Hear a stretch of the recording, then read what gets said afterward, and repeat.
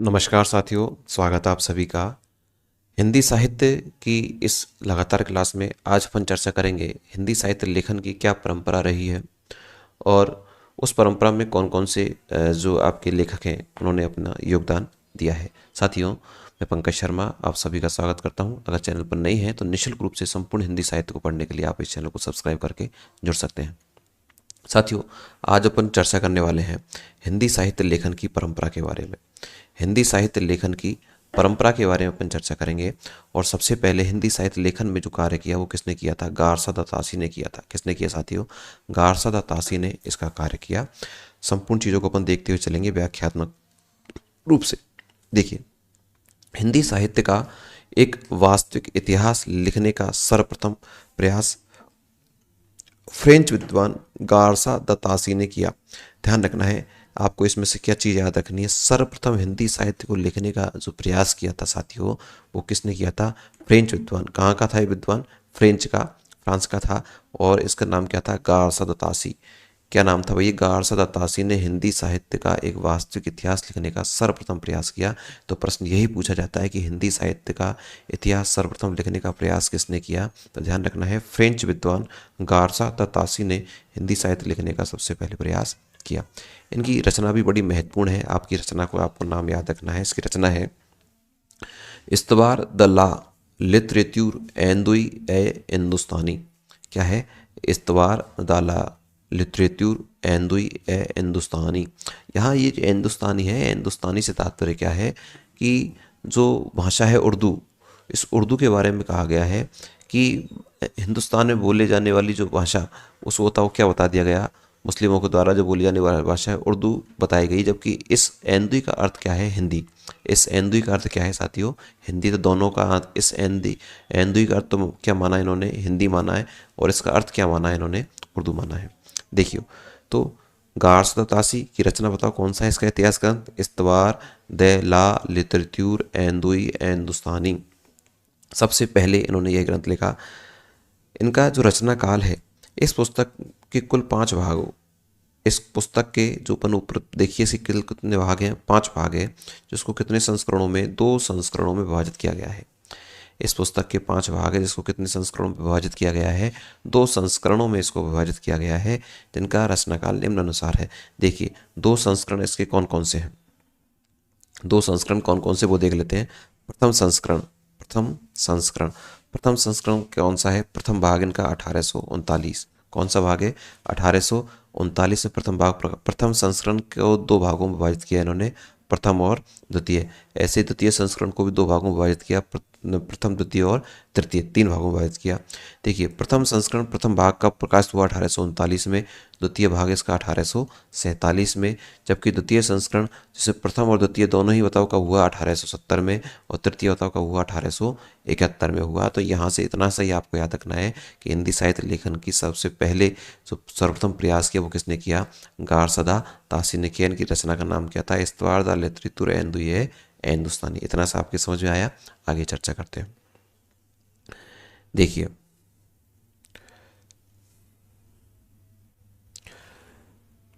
ये जो रचना है इस्तवार द लिटरेचर ए हिंदुस्तानी, ये इसका जो प्रकाशन हुआ है वो the Oriental Translation Committee Ireland से हुआ है।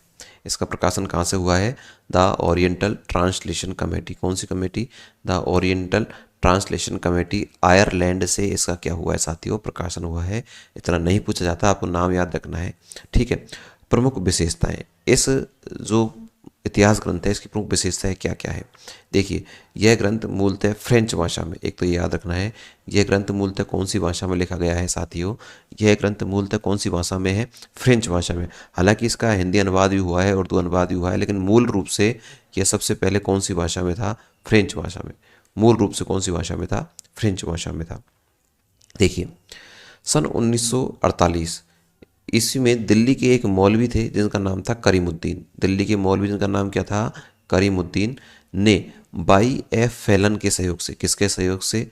वाई एफ फैलन के सहयोग से दिल्ली कॉलेज के माध्यम से, कौन से कॉलेज के माध्यम से साथियों? दिल्ली कॉलेज के माध्यम से तबकात उस स्वरा के नाम से इसका उर्दू में अनुवाद किया। अब महत्वपूर्ण चीज़ यहाँ निकल कर आई है कि ये जो फ्रेंच भाषा में लिखा गया था ग्रंथ द लिटरेचर हिंदुस्तानी, ये उर्दू भाषा में इसका हिंदी अनुवाद किसने किया था? ध्यान रखना, किसने किया था? करीमुद्दीन ने किया था। किसने किया था? करीमुद्दीन ने किया था। और किसके सहयोग से किया था? वाई.एफ. फैलन के सहयोग से उर्दू भाषा में इसका क्या किया था? अनुवाद। ये चीज़ यहाँ से महत्वपूर्ण फैक्ट इसका निकल कर आ रहा है। ठीक है, इसके साथ ही सन 1953 में, ये भी महत्वपूर्ण है, ध्यान रखना, ये तो उर्दू का हो गया और ये किसका हो जाएगा? आपका हिंदी का हो जाएगा। सन 1953 में डॉक्टर लक्ष्मी सागर वासने ने हिंदुई साहित्य, किस नाम से? हिंदुई साहित्य का इतिहास नाम से इसका किस में अनुवाद किया साथियों?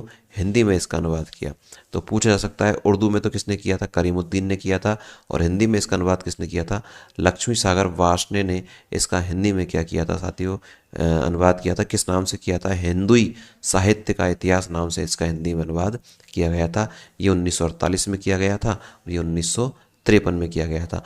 महत्वपूर्ण अपन जो है रचना पढ़ रहे हैं गारसद तासी की, उसकी सारी चीज़ों को अपन यहाँ देखने का प्रयास कर रहे हैं। देखिए आगे चलें। देखिए महत्व, इस रचना का क्या महत्व है? एक विदेशी विद्वान द्वारा हिंदी साहित्य का इतिहास लिखने का सर्वप्रथम एवं महत्वपूर्ण प्रयास किया गया, जिससे भारतीय विद्वानों को भी हिंदी साहित्य लिखने की प्रेरणा मिली। आप ये देखिए कि हिंदी साहित्य का इतिहास का लेखन किया और सबसे पहले किसने किया? एक विदेशी विद्वान ने किया। किसने किया? विदेशी विद्वान ने, अर्थात भारतीयों ने किसी प्रकार कोई प्रयास ही नहीं किया कि हिंदी साहित्य का इतिहास भी होना चाहिए। तो विदेशी विद्वान ने जब इसको लिखने का प्रयास किया तो भारतीय जो विद्वान थे हिंदी के, उन्होंने भी विचार किया कि यार भारतीय जो हिंदी साहित्य का इतिहास है वो तो भारतीयों के द्वारा भी होना चाहिए।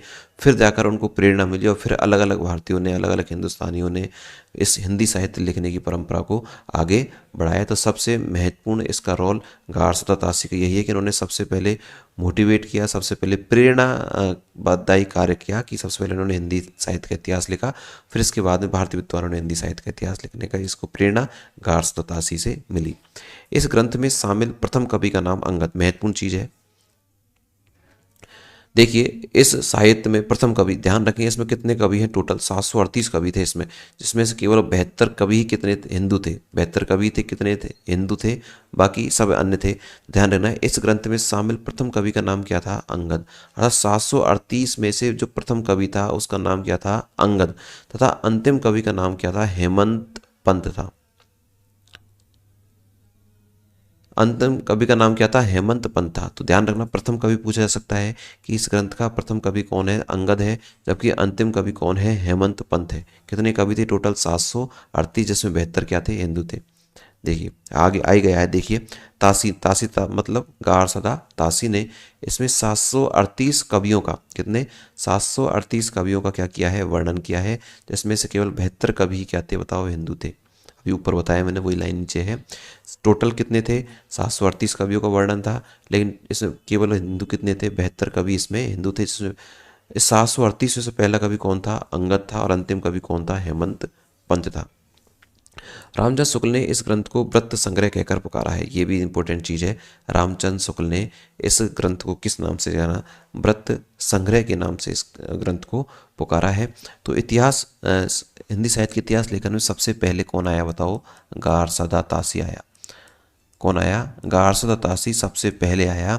और गारसद तासी ने आपका जो ग्रंथ लिखा है, आपको पता है लिटरेचर, वो एंदुए हिंदुस्तानी है ना, वो नाम लिया। लिटरेचर दला एंदुए हिंदुस्तानी ग्रंथ लिखा। और इस ग्रंथ में कितने कवि थे? 738 कवि थे, जिसमें 72 कवियों का वर्णन हिंदू का है। जबकि पहला कवि अंगद था और अंतिम कवि कौन था? हेमंत पंत। ये छोटी सी चीज़ आपको याद रखनी है। ये सर्वप्रथम क्या थे? सर्वप्रथम इतिहासकार थे जिन्होंने हिंदी साहित्य का इतिहास लिखने का प्रयास किया है। तो ये छोटी सी जानकारी आपको कैसी लगी? कमेंट्स में बताइए। इसके बाद में इस इतिहासकार के बाद में किसने प्रयास किया, इसके बारे में अपन चर्चा नेक्स्ट वीडियो में करेंगे। तब तक के लिए धन्यवाद। Thank you.